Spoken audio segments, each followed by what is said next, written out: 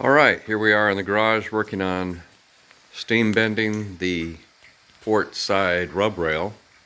I had it laid out on my benches yesterday and steamed it for a few hours before clamping it to the boat. And see my little steamer here I got off of Amazon. This bagging material is just one-piece food preparation bag. It comes, I believe, 100-foot long rolls. So I bought 2 rolls off of Amazon, and you basically vacuum bag your food and seal it in one of those sealers. But I figured this would be perfect for bagging long pieces of wood and steaming. So there's the rub rail clamped on, and let's see, this is it's been going for about an hour this morning, and I had it steaming for about 2 hours yesterday.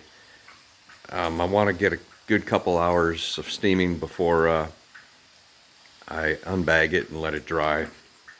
On the inside, I started with the aft floorboard the other day, gluing it down and working my way to the forward, and then on this side of the centerboard case I ran out of glue, so I have one more board to glue down, which is sitting over here. Before I did all the gluing, the undersides are sealed with epoxy, and I did take a pencil and reach underneath through these access holes and just pencil mark on the bare wood. You can see the pencil. Before sealing it, I marked where all the bulkheads are. So I was able to come back after sealing it and scuff sand those areas, as you can see.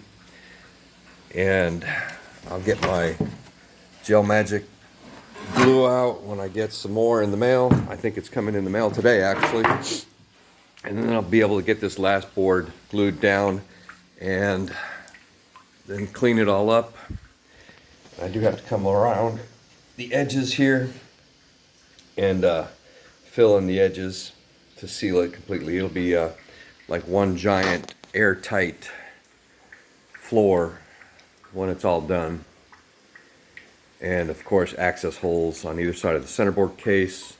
I added this access hole here in the aft, and I've got one also up front here underneath my mess of hoses.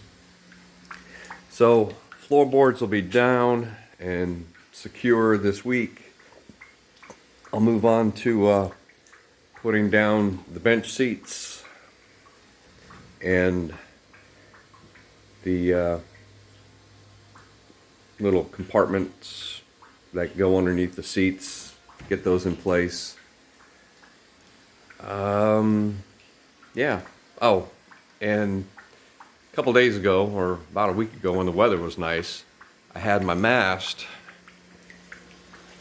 up on my back of the house.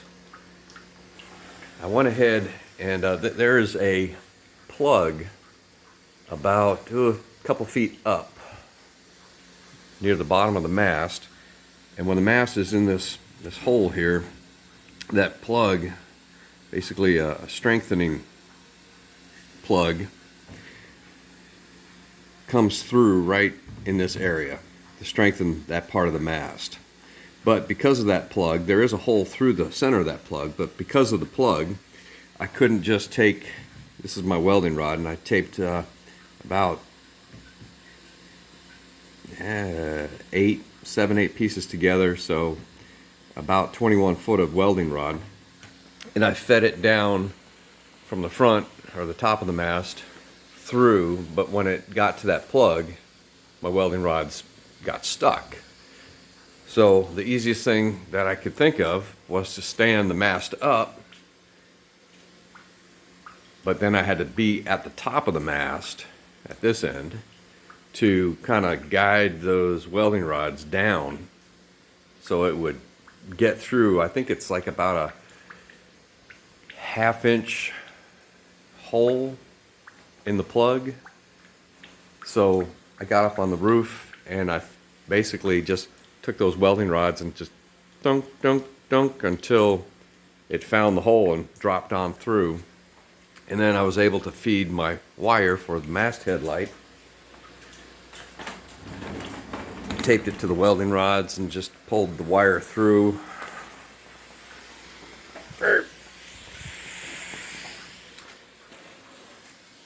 Pulled my wire through with the welding rods.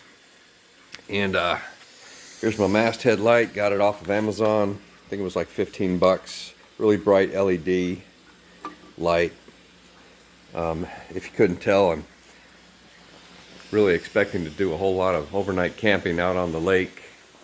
And here at Clark's Hill Lake, it's nobody around, but you know, I think having a masthead light be kind of cool anyway. So that's where I'm at. Steaming away. I got the front there trimmed to match the bow, and the rest of the rub rails are over here. So I'll get those in the next couple days steamed and put on the starboard side. And probably have to let it dry for a good week before I glue it on. But it's slowly but surely coming along. All right, thanks for watching.